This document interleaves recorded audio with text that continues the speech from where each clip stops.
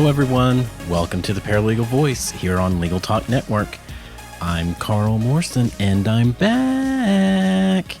I'm a certified paralegal devoted to law and your host of the Paralegal Voice. I'm devoted to not only the paralegal profession, but to all legal professionals, from legal support professionals to paralegals to those whom we support, attorneys. I'm devoted to helping others enhance their passion and dedication for the paralegal profession through entertaining and engaging interviews. Before we begin, we'd like to thank our sponsor, NALA. NALA is a professional association for paralegals providing continuing education, voluntary certification, and professional development programs.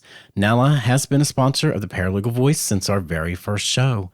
And courtfiling.net. E-file court documents with ease in California, Illinois, Indiana, and Texas. To learn more, visit courtfiling.net to take advantage of a free 30-day trial. And ServeNow, a nationwide network of trusted pre-screened process servers. Work with the most professional process servers who have experience with high-volume serves, who embrace technology and understand the litigation process. Visit servenow.com to learn more. And finally, Legal Inc. Legal Inc. makes it easy for paralegals to digitally automate tasks like business formations, corporate filings, and registered agent services nationwide. Visit legalinc.com/podcasts today to create your free account. Okay, guys, have you missed me? I have to tell you guys, I've missed you guys as well. I love doing the show. I love interviewing guests, and I'm sorry I've been gone. You probably think, what happened to Carl? Did he fall off the face of the earth? No, I didn't disappear. I wasn't abducted by aliens, although I tell people that all the time. Never fear, I'm back. I'm here. So I just want to say, I'm sorry I missed you all. I was sick over the holidays. I lost my voice. Then I had a bad sinus infection. And upper respiratory wise, I was a mess. But I'm finally back 100% right now. And I'm not gone. So if you think, well, what happened to Carl? I've been listening to Jill Francisco, but what happened to Carl? I'm back. I'm here, and I'm sorry I've been out of touch and away from the mic. So, but never fear, Carl is here. And he's not left you and won't leave you. So I love you listeners too much. So thank you for being patient while I've been ill. So what do you think about our new co-host, Jill? What do you think about the shows that she has been doing of recent? Jill's bigger than life. I know, has had some great shows these past few months, and we haven't made a big giant announcement. You've probably just started Jill up, and you're probably going, well, who is Jill Francisco besides being the president of NALA? Jill is our new co-host, and she and we're working together to bring you more content than ever before. We're going to bring you more paralegal stuff. We're going to bring you more law. We're going to bring you more everything. And I hope you have enjoyed listening to Jill and her guests and her show. So definitely keep listening to me and keep listening to Jill. And, let me know what you think about what we've got going on here. I always love to hear from our listeners. So definitely send us your emails, both of us. So today, what I wanted to talk about is what's on everyone's mind right now and share with you my thoughts about the coronavirus, COVID-19, the pandemic, whatever you want to call it, and how it's really impacted the legal industry and working remote. And what does this mean for us now? And is this the wave of the future? What's this going to look like?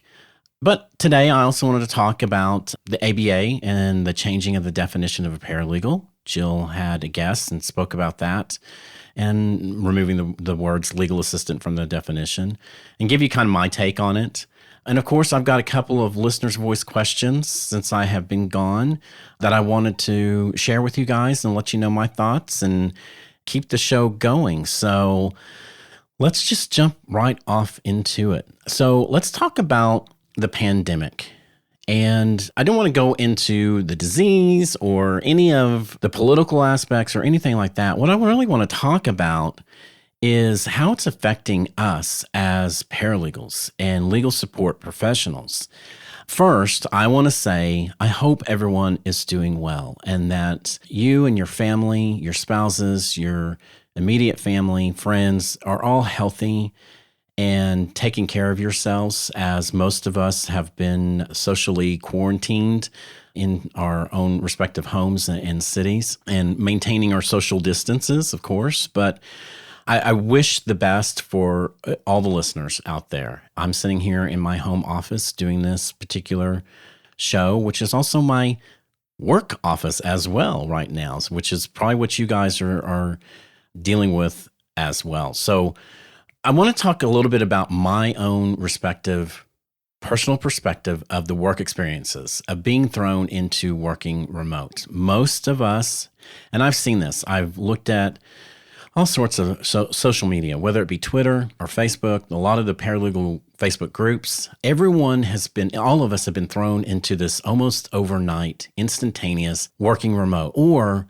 working a different type of what I'm calling a shift. I'm using air quotes here, a shift, where you work 3 days in the office. There's 10 of you that do that. The other 30 of you don't. And the other 30 work, from home. And then you work from home 2 days a week, shifting so that you're not completely on top of each other. And what are those work experiences like? For me personally, I work in a corporate legal department. And as such, we started kind of early in the way of given the opportunity to work remote, which my work affords me that luxury, which is great. But like most, as the pandemic got worse, most of us, are thrown into it almost, like I said, overnight. One day you're at the office, Friday all day you're working at the office, and by Monday you're working from home. And the scramble to get equipment, a laptop, maybe you don't have a work laptop, and now your firm had to get you one. What was that like? For me, I have a laptop. My work mandates pretty much that I have to have a laptop because I work all over the place. So I'm constantly moving, even within the building itself when I'm normally at my office.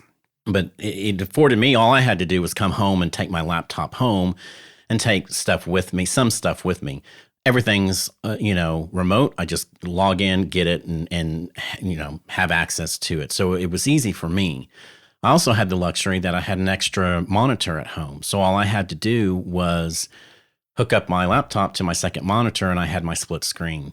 Some of you guys probably are not, as lucky. You have the one laptop and that's it. And, some of these are challenges that we're dealing with. I have, not that all my friends are paralegals or legal professionals, but 90% of my friends all work in the legal industry. And a lot of the experiences that I've been sharing with them and what they've been sharing with me, I live alone, so I don't have a spouse. I don't have kids. It's easy for me that my second bedroom in my home is my office. So I can go into another room and actually feel like I'm at work, per se.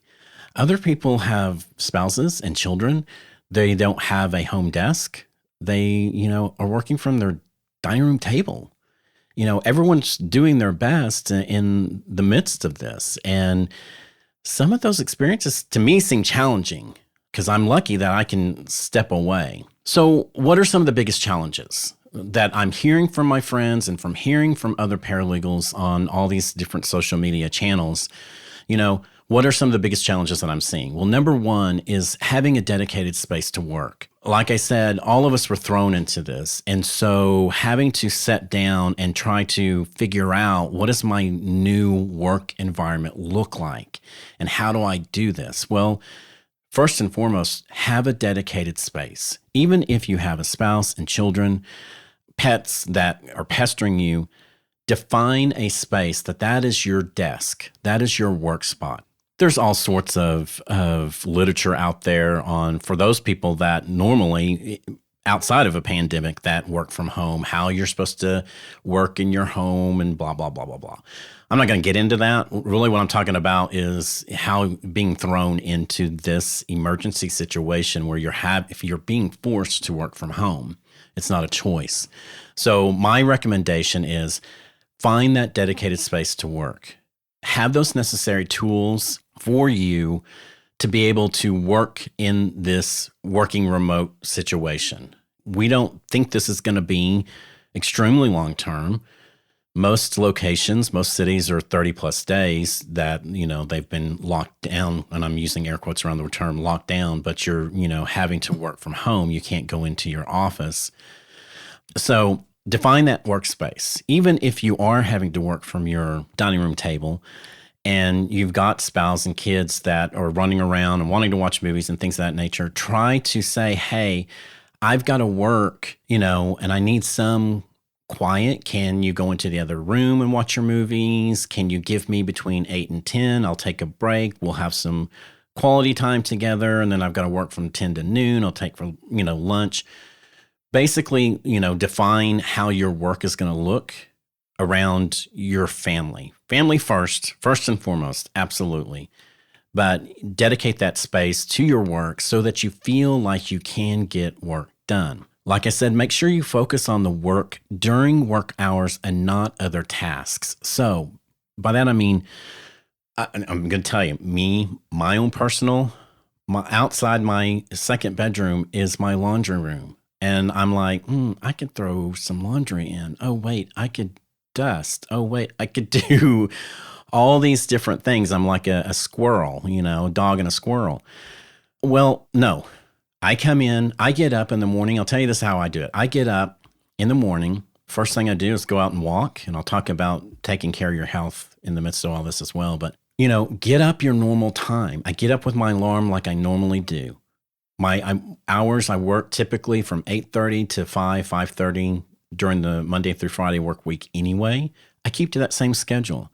So focus on your work during your defined work hours. It's way too easy to continue to work 5:30, 6:30, 7:30, 8:30, 9:30. Oh, let me finish this and then I'll be done.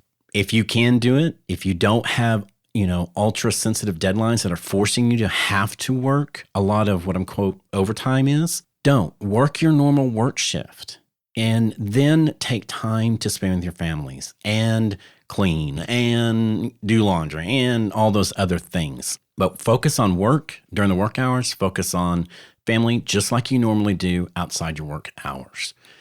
Keep that regular work schedule. For me, mentally, it's helped tremendously to say I'm working Monday through Friday. That's my normal work week. I'm working my 8:30 to 5:30, Monday through Friday. It helps because then when Friday rolls around, and I try to make conscious effort of what day of the week is it? Is it Tuesday? Is it Thursday? So that when Friday comes around, I'm going, oh, yay, it's Friday. Not that I get to go out to the movies or get my hair cut or anything like that. It's just like, oh, great. Now I'm going to do me for the weekend and keep that normal, regular work schedule. It gives you that healthy perspective, I think, mentally. It helps you not focus in on, and I'm not making light of this by any means, but the doom and gloom of what's going on in the world, on our earth right now. So keeping that regular work schedule will help you when we come through and pass through this pandemic and get through it. We will, people. I'm telling you, we will get through this, especially together. Once we get through it, then you'll be able to transition easily right back into going back to the office and getting to see all your coworkers and getting back into what I'm saying a normal life is or was. Keep a healthy perspective on all of this. Like I said a minute ago, I talked about me getting out every morning. I get up and walk. I have a podcast that I always listen to. It's a morning prayer podcast, and that's what I listen to when I'm walking. And I do 20-minute, 30-minute walk. I live in a gated community, so it's easy for me just to get out and walk. I'm not out and about. I don't see anybody. And so it's nice. It's my little me time just to help get my day started. And then I come back, I have my breakfast, which I'm eating more than now than I ever have. And I'm sure most of you guys are going, yeah, I'm doing it too, Carl. I'm eating all the time. I have a normal, well, actually, it's a good breakfast and more than I ever normally eat anyway during the week before all this. But I eat breakfast, I shower, fix my hair, brush my teeth, shave. I get dressed. Now, am I putting on work clothes? Not necessarily, but I am getting dressed. I'm even putting my shoes on because I'm trying to make it feel like I'm going to work, like I'm keeping that healthy perspective on what I'm doing. But also, there's other ways to keep that healthy perspective besides like doing things, getting out and moving, walking, jogging, whatever the case may be. If you're able to get out, if your particular locale, city, or state hasn't completely confined you, and keep that healthy outlook on all of this. And even though we're being confined to our respective homes and locations, create fun virtual events with your friends. For those of you that probably follow me on Facebook, I posted a picture the other night of my iPad, and we used Google Hangouts. There was about 7 of us friends that we'd set up at 5:30 p.m. that we were going to have, and we did, a virtual happy hour.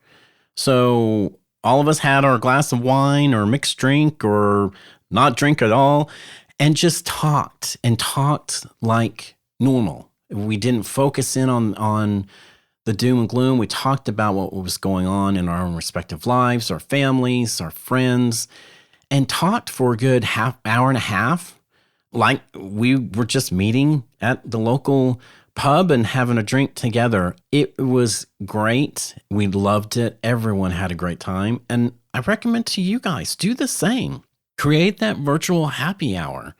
It will help you. I'm telling you, it will help you not feel so confined and distant from everybody, because you can start to feel like I'm in a silo. I'm in, solitary confinement. So get on FaceTime, Google Hangout, Zoom, whatever application you want to use to connect, to see real time your friends and your family, and talk to your family as well that are maybe you don't live in the same city. Just keep that healthy perspective. I'll tell you, Nala they posted just recently, which is a webinar that they've had in their library, but they just posted on their social media channels recently about managing stress in a turbulent world. And we're all stressed. I'm telling you, we are all stressed.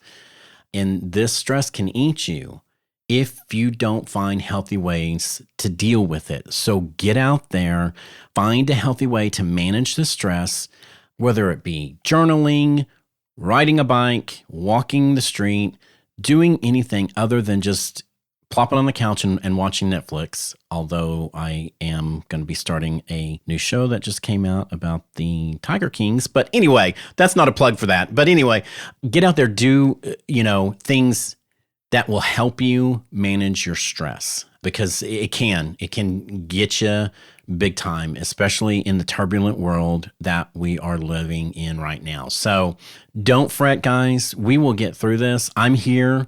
Know that I am supporting you guys 110%. I know that you guys are supporting me. Keep healthy. Wash your hands. Keep the social distance while they're telling us to. Be mindful of others. Take care of each other. And know that we will get through this completely. So, okay, so let's take a short commercial break. We'll come back, so don't turn that dial. Looking for a process server you can trust? ServeNow.com is a nationwide network of local pre-screened process servers.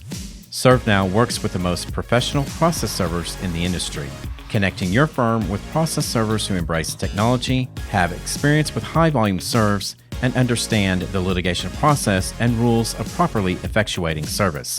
Find a pre-screened process server today. Visit www.servenow.com.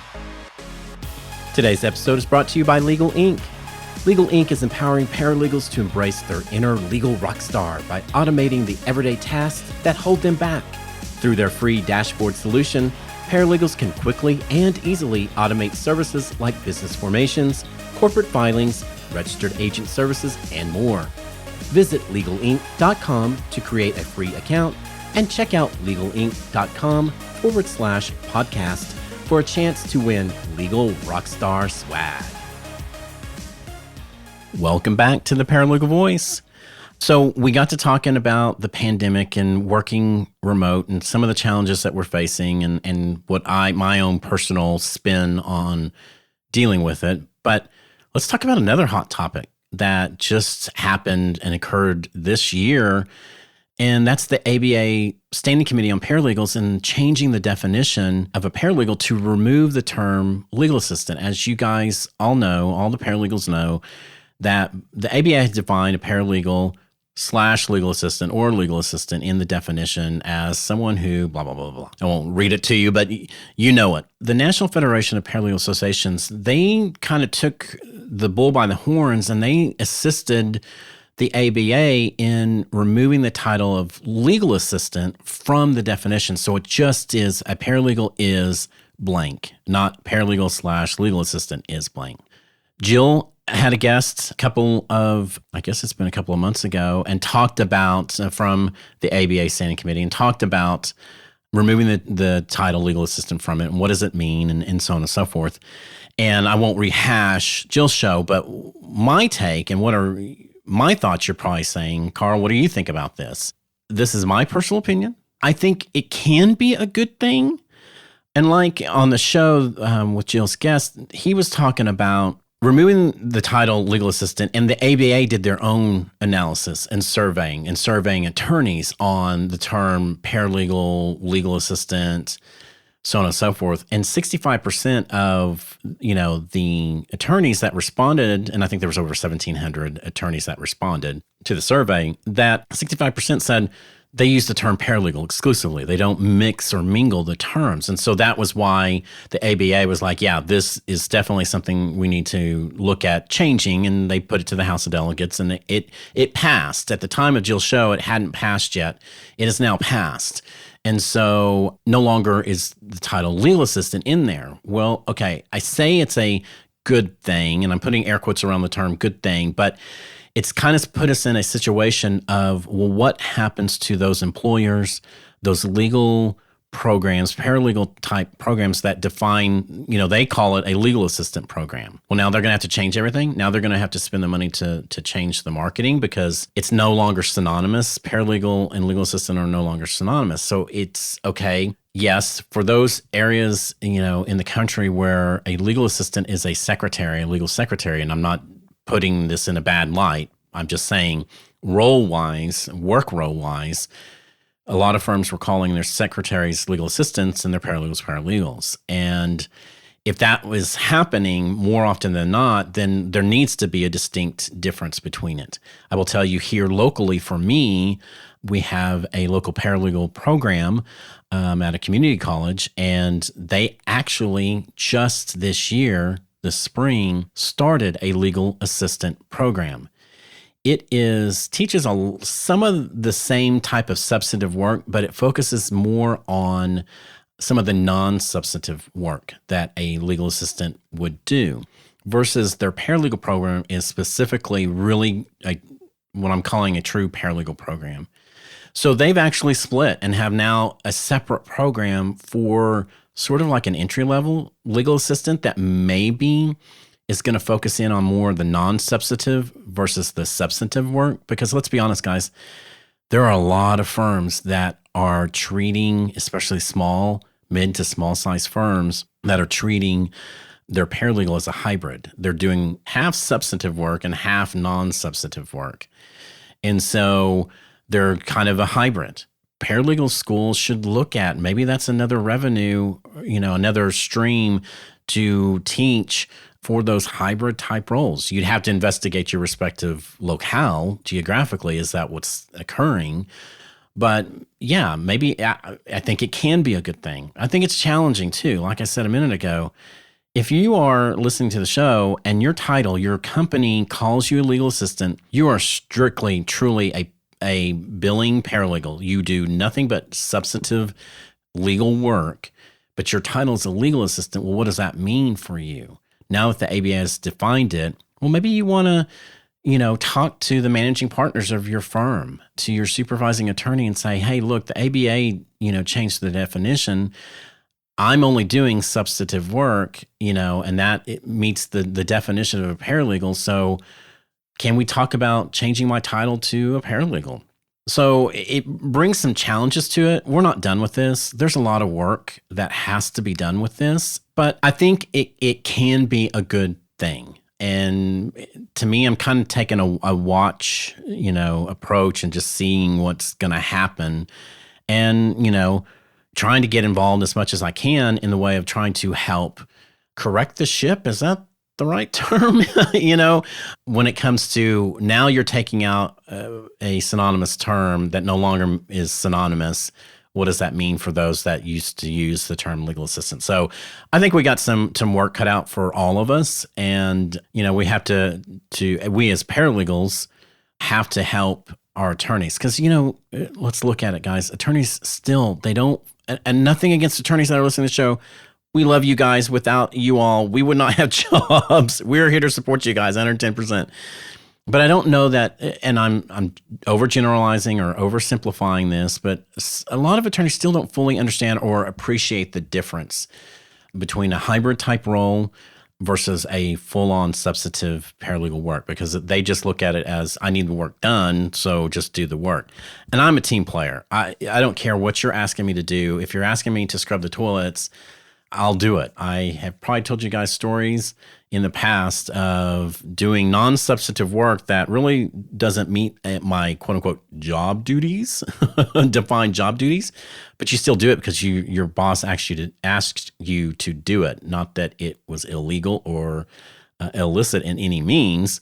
If it is part they ask you to do, then you do it. You move on. So I'm not going to rehash that. I just want you guys to know that I'm looking at this. I'm seeing this. I think we've got some work cut out. What do you guys think? Send me your email, your thoughts on the definition. I've got one of the listeners' voice actually talked about this very thing, and I'll read the question in a minute. But yeah, keep those questions coming. Keep your comments coming. I love to hear from you guys. Talking about getting active and being out there on a different note, I just want to do my own little public service announcement to you paralegals out there and listeners. Get out there and get active in your legal community. Please. I can't stress it enough. Volunteer on your local paralegal association, board, or committee, any other legal professional association that you have in your community. See if there's, you may not be a full member. Maybe you're going to be an associate member. ALA, Association of Legal Administrators. There's other types of associations out there. CLOC, Corporate Legal Operations Consortium. Just see what you can do to help volunteer and get out there and be an active participant in your profession. Without your participation, our profession doesn't move forward. And everyone, we need to get out there and volunteer. Volunteer on your state bar association, whether you have a paralegal division or not. Investigate, can I help man a booth or man the registration table at a CLE event or a dinner event? Call up the state bar. I'm telling you guys, any state bar, any local bar association, they will truly love when people call and say, hey, can I help do X? They're going to say, absolutely. Can you help and do it? It's your way to get your foot in the door, even when you don't have a paralegal division to the state bar. Maybe that's a way for you to see about having that created, because now you're demonstrating and your paralegal friends are demonstrating, hey, we want to help. We want to be part of our profession. And even do what I did. For you guys that follow me on social media, this past January and then February, I volunteered on our local regional and then the state high school mock trial competition. I was a scoring judge. This was my second year to do it. I absolutely love it. I even got to be a scoring judge for the final round, the state level high first place that gets to go to national competition. Got to be a scoring judge at that. And I'm telling you guys, it was amazing. I absolutely loved seeing these high school kids pour their whole souls and bodies into taking a mock trial scenario and performing with direct and cross and admitting, evidence and giving back to them after a round, giving, commentary on how they could perfect and improve on stuff so they could go to their next round, so on and so forth. And I love it. Absolutely. I love the courtroom anyway. I'm an adrenaline junkie. So I just absolutely love it. So my point is with all this, guys, get active in your legal community. Now you're probably thinking, well, Carl, how am I going to get active right now in the midst of this, being stay-at-home mandates that are going on? Well, hey, now's the time. We're now being kind of forced to only focus in on those things that we can do within our four walls of our homes. What better way than to send an email to your local, paralegal association board and say, hey, is there anything I can do? Can we maybe set up a virtual CLE? I'd like to present on XYZ. Can we do it through Zoom? What can we do? Start investigating ways, because something else I didn't mention before, guys, but to think about, this is changing. This pandemic is changing all of us as we speak. We are living through something that most of us in our generation, my respective generation, Gen X, didn't go through. Even my parents didn't go through. My grandparents did, and they've long since gone now. But they went through, the Great Depression and how that changed them, and Great World Wars and how that changed them. We're going through something that's changing all of us. And I truly believe that this is going to and is changing how we're going to approach the legal industry and how we're going to deliver legal services. We've talked about it before. I've had several guests talk about different modes of legal services and delivering those legal services differently. But this is really, I think we're going to come through this and you're going to see an explosion across the country on the delivery of legal services. And what better way for us to get involved and be on the forefront of it. So get out there, get motivated, volunteer. I ask that to you. Uncle Carl needs you. You can see me pointing with my gray beard. So, all right, guys, hang tight. We're going to do one more little break. When we come back, we're going to do your favorite and mine, the listener's voice. So stay tuned.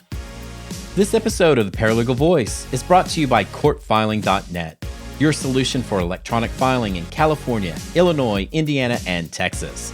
Courtfiling.net provides a better e-filing experience so you can spend more time helping clients. Because they know that work sometimes happens after hours, Courtfiling.net offers 24/7 phone, email, and chat support. Visit Courtfiling.net to receive 30 days of unlimited free electronic filings and see how you too can e-file court documents with ease. NALA offers continuing education, professional development, and voluntary certification for all paralegals. The Certified Paralegal credential has been awarded to more than 19,000 paralegals. The Certified Paralegal program is also the first paralegal certification program accredited by the National Commission for Certifying Agencies. NALA works actively with all those in the legal field to promote the value of paralegals and to advance paralegal professionalism. Learn more about NALA at www.nala.org. Hey guys, welcome back. It's your favorite part of the show. It's the listener's voice. This is the opportunity for you as a listener. Send me your email with any of your questions, your career celebrations, comments, etc. I go through them. I select those I'm going to read on air. If there's a particular topic that you have a question for or you'd like for me to answer, or maybe a prior guest that you've listened to and you want me to send the question to them, send me that email. Make your voice, the listener's voice, known and heard. So send your email to me at devotedtolaw@gmail.com. That's DEVOTED, the number 2, LAW @gmail.com. So couple of questions. So I'm going to read you this first question, and then I've got a couple of little announcements I was going to make as well. But first, let's do the listener's voice. So the first question, this is from an individual, and he wrote to me about a particular show from July. And let me read you the comment that he had, and I want to kind of ad-lib and add to what he also says. Carl, I found podcast 105 particularly intriguing because the distinction between a paralegal and legal assistant has become more defined. particularly since those that practice insurance defense and use task-driven software are not only required to know the law, but must also follow strict guidelines and provide multiple case updates and summaries throughout the litigation process to our outside corporate client. Moreover, legal professionals in my company must understand project management concepts and team collaboration to keep metrics high and costs low to please our multiple insurance companies. I think paralegal programs need to institute insurance defense in legal education platforms. Sign Insurance Defender. Okay, Insurance Defender. My background is in insurance defense, and forever. I'm not going to say how many years I've done it. I now work in corporate legal environment. But yes, 110% I agree with you. From an insurance defense standpoint, all of them have a task-driven code that you have to put in your billing time to demonstrate exactly the substantive legal work that you're doing. And this goes right into what we were talking a minute ago about the difference between paralegal, legal assistant. Is there a difference? Is there not a difference? Should there be a difference? And in this one respective area of law, yeah, it can be a major difference. Me specifically, I worked at a firm back in Oklahoma that when they hired, I think I've told you guys this story, when they were bringing on a particular client, the client, before they were agreeing to hire us as their, counsel for the state of Oklahoma, they specifically asked the managing partner about the paralegals that would be working and if any of us were certified. The corporate client knew about the paralegal industry. They knew about certification, and they asked the firm about the paralegals and the type of work and whether we were certified or not. I produced and was able to produce, of course, my copy of my certifications. I, at that time, had two of them, and gave them copies and demonstrated that I have to adhere to continuing legal education hours as a paralegal. And my certification is professional paralegal and American Alliance certified paralegal. So, at that time I had those. Now I'm registered paralegal, and I should soon be certified paralegal, just waiting on my results. But I digress. Anyway, so yes, I agree that more corporate clients, and I know this from experience, are very savvy about the legal industry, and they're very knowledgeable about. So if you have corporate clients, I'm telling you guys, they're watching and they're looking, and they know what's going on in the way of paralegal versus paralegal versus legal assistant. Is there a difference? Is there not a difference? So on and so forth. So that's a great question, Insurance Defender. So thank you very much for that question. Now, I have another question, and the second question comes from an individual in the Midwest. I'm calling her Lady Midwest. And she wrote to me and she said, Carl, I'm a paralegal and have worked in the legal field for the better part of 17 years. Law has always been my passion. My office and work is my life, on top of my 2 daughters and husband. Any suggestions you can provide for a small town paralegal to do more, or how to get involved? I would love to read Candace's book, and that was Candace Mendoza, about the indispensable paralegal book. And she said, however, I will have to save to purchase it. Looks very interesting for sure. Signed, Lady Midwest. Well, Lady Midwest, I think I just answered your question a minute ago. Volunteer, volunteer, volunteer. I have a passion for the legal industry. That's why I gave, I have my little tagline of devoted to law. I'm devoted to law, but I'm also devoted to the paralegal profession. I love to teach.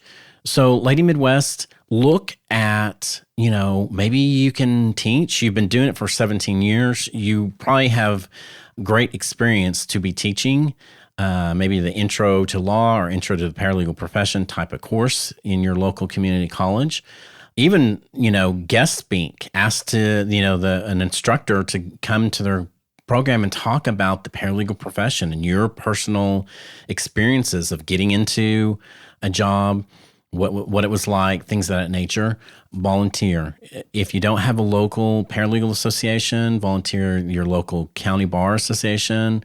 Even if you're out in the middle of nowhere, volunteer at the most closest, association, and go on a weekend to an event they set up. whatever the case may be, just get out there and get, involved in the legal profession. There are a multitude of ways that you can get involved. You just have to step out of your comfort zone and just pick up the phone, send an email. Hey, so-and-so, I saw you're having an event on XYZ. Can I help man the registration booth? Can I help do, pass out flyers? Whatever the case may be, there's all sorts of things that you can do. So definitely get out there, volunteer, and shoot me an email back. I'd love to hear how you got involved and are getting involved in the paralegal profession. If you're stumped still, send me an email. I'll direct you to, even at the national level of a national association such as NALA, to get involved. They're always looking for, dedicated volunteers. That's how these associations run. We're not paid. We're volunteers. We want to do it. So you just got to step outside your comfort zone and do it. That's all the questions I've got. So everyone, listeners, keep those questions coming. I love it. I love you guys writing to me. So a couple of little announcements. I want to make sure that everyone knows that, of course, while this pandemic's going on, NALA has not canceled their annual conference. It's still scheduled for July. And at this point, it's going to occur July 9th through 12th in Atlantic City. Now, they are keeping a close watch on what the CDC and what local government agencies are saying, and they're going to keep everybody posted. So be sure, go to nala.org for more information, and of course, register for the conference. I'm going to be there, so definitely get there. I want to see you. The National Federation of Paralegal Associations, NFPA, they had to cancel their joint conference this year, which occurs every spring, but they're still having their annual conference in the fall. So definitely check out paralegals.org, which is their website, NFPA's website, for more information about their conference this fall that's still going on. So I know a lot of local level associations had to cancel because of mandates from their governors and respective cities. But for those board members of associations that are listening, think creatively. How can you still deliver continuing legal education to your members or virtual events for your members? Think creatively, because there's ways to keep your members still engaged while we are, still having to hunker down in our respective homes. So that's all the time we have for today for the Paralegal Voice. If, like I said, if you have any questions about today's show, please email them to me at devotedtolaw@gmail.com, DEVOTED, the number 2, LAW@gmail.com. Stay tuned for more information and upcoming podcasts for exciting paralegal trends, news, and engaging, and of course, fun interviews. I've got a couple of fun ones lined up from leading paralegals. And of course, listen to Jill. She's got a couple of shows lined up as well. And stay tuned. So thank you for listening to the Paralegal Voice, produced by the broadcast professionals at Legal Talk Network. If you'd like more information about today's show, please visit LegalTalkNetwork.com. Find Legal Talk Network on Twitter, Facebook, and LinkedIn. Find me on LinkedIn, Facebook, Twitter, or download Legal Talk Network's free app in Google Play and iTunes. And reminding you all that I'm here to enhance your passion and dedication to the paralegal profession. I'm here for you guys in the midst of all this. We're going to get through all this and make your paralegal voice heard. The views expressed by the participants of this program are their own and do not represent the views of, nor are they endorsed by Legal Talk Network, its officers, directors, employees, agents, representatives, shareholders, or subsidiaries. None of the content should be considered legal advice. As always, consult a lawyer.